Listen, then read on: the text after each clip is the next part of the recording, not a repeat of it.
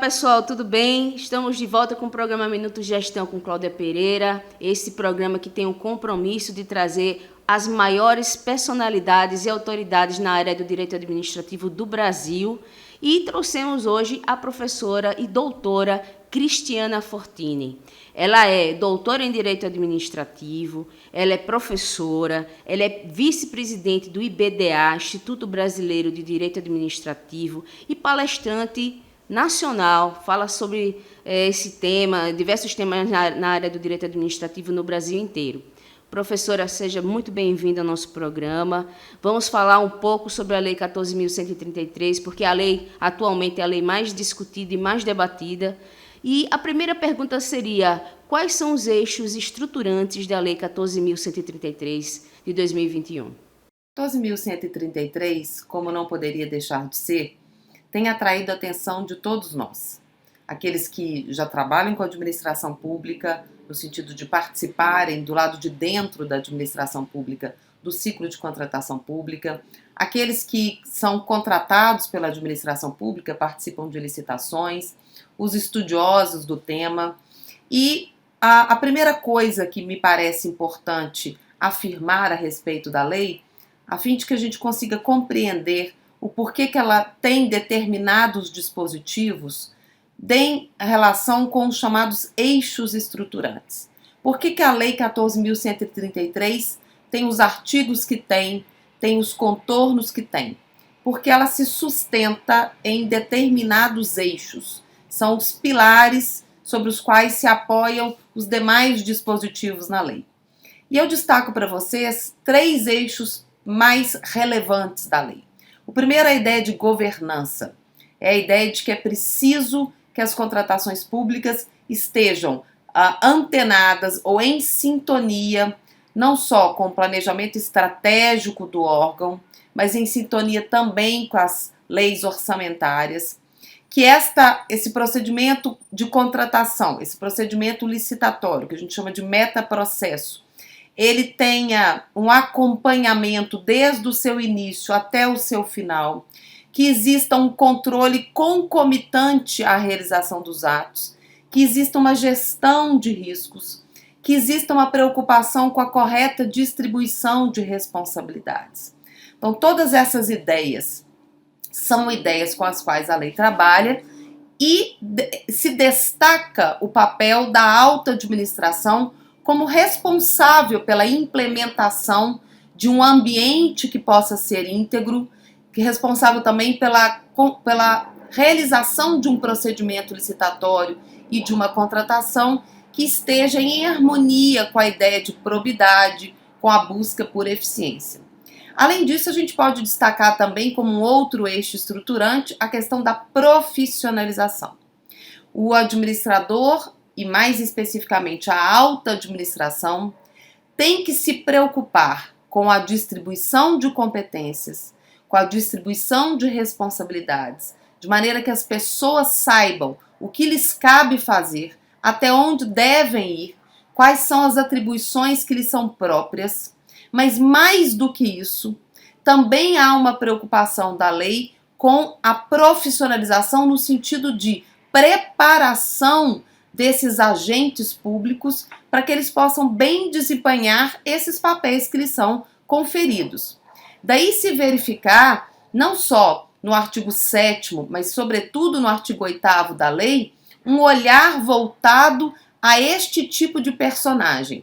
Não é qualquer agente público que pode participar do ciclo de contratação que começa na fase interna, fase preparatória, até a homologação.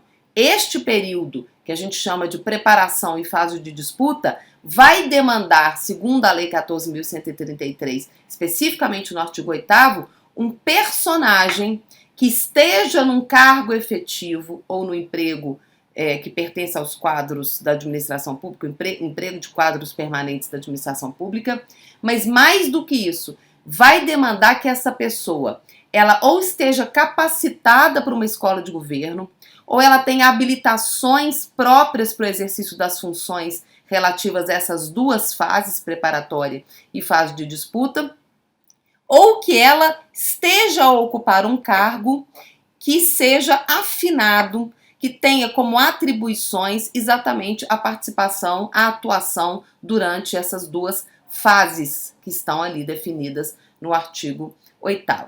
Então, esse agente de contratação, ele é visto na lei como um personagem que não pode ser qualquer um, mas senão aquele que tem já uma bagagem que possibilita que ele venha a manusear as suas prerrogativas, a realizar suas tarefas de forma satisfatória e de forma sintonizada com o interesse público.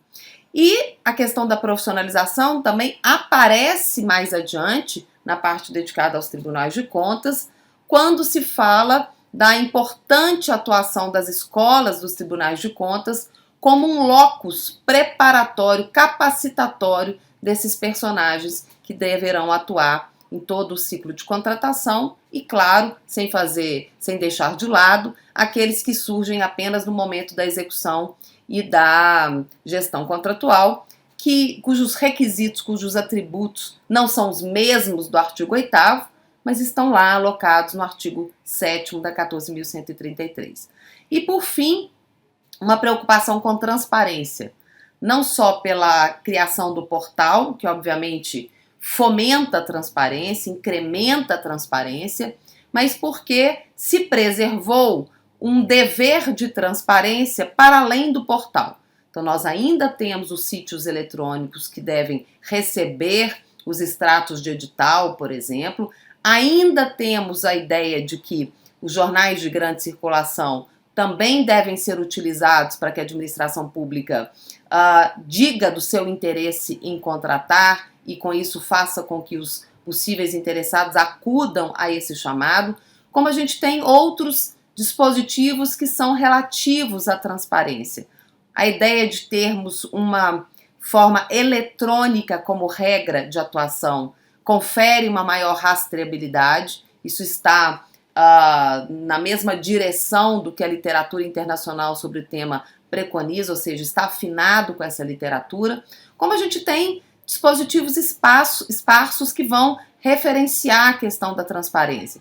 Por exemplo, quando o artigo da ordem cronológica de pagamentos diz quais são as hipóteses excepcionais em que essa ordem cronológica não será respeitada, ele vai além e diz assim: se for o caso de desrespeito à ordem cronológica com base em um desses dispositivos, há de se explicitar o porquê desse descumprimento, e isso deve ser feito no sítio eletrônico oficial, num espaço dedicado apenas a essa matéria, ou seja, há uma preocupação do legislador não só em publicizar as razões que o levaram a desrespeitar aquela ordem, mas, mais do que isso, também há uma preocupação em que essa informação seja uma informação de fácil acesso para que as pessoas possam atuar, exercendo um controle social,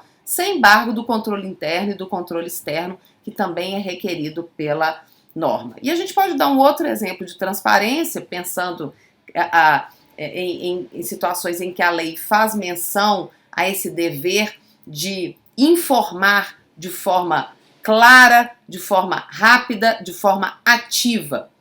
Vejam que, por exemplo, quando se cuida da eventual suspensão da execução de um contrato, o legislador da 14.133 está a determinar que esta suspensão na execução do contrato venha a ser objeto de uma publicidade para que se explique à população por que, e aqui fazendo referência à obra, por que aquela obra não está no seu fluxo, no seu desenvolvimento normal, quando que essa obra será reiniciada, será retomada, quem são os possíveis responsáveis. Isso também tem a ver com o elemento da transparência. Portanto, de maneira muito sintética, esses seriam os eixos estruturantes mais importantes da 14.133. Compreendo, professora.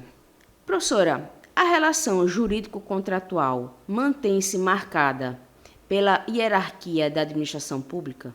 A relação jurídico-contratual celebrada entre entes da administração pública e particulares no bojo de uma contratação pública continua a ter um perfil verticalizado, ou seja, aquilo que nós encontrávamos na Lei 8.666 está transportado para a Lei 14.133 na essência.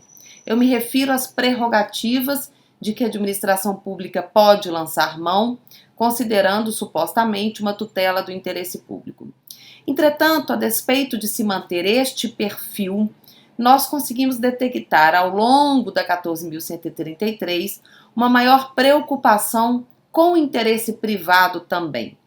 Isso porque, nós todos sabemos, a partir do momento que os particulares não se interessarem mais por celebrar contratos com a administração pública, haverá um efeito rebote imediato para o interesse público. É de interesse da coletividade que se tenha uma pluralidade de possíveis operadores econômicos interessados em celebrar pactos com a administração. Então, há que se verificar ao longo da lei em que momentos esse olhar mais empático, mais acolhedor está registrado.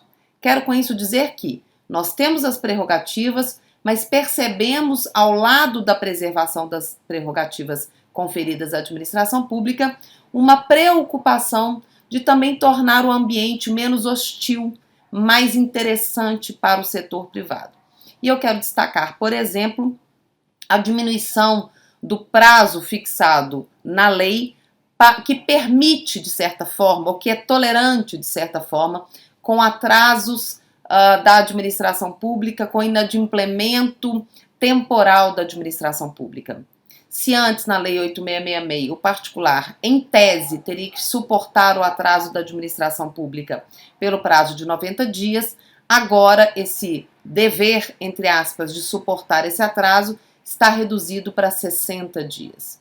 Também percebemos, quando vamos olhar o artigo 92 da lei, que é o artigo que delimita ou determina quais são as cláusulas necessárias para um contrato, a preocupação com que esse contrato venha trazer prazos para respostas a pedidos do particular relativas a reequilíbrio, relativas à repactuação.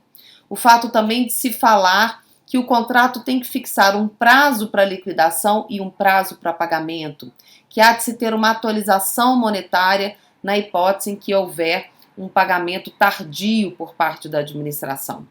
Também uma preocupação em se dizer que o particular tem direito a uma extinção contratual. Essa expressão, essa frase inexiste na Lei 8.666.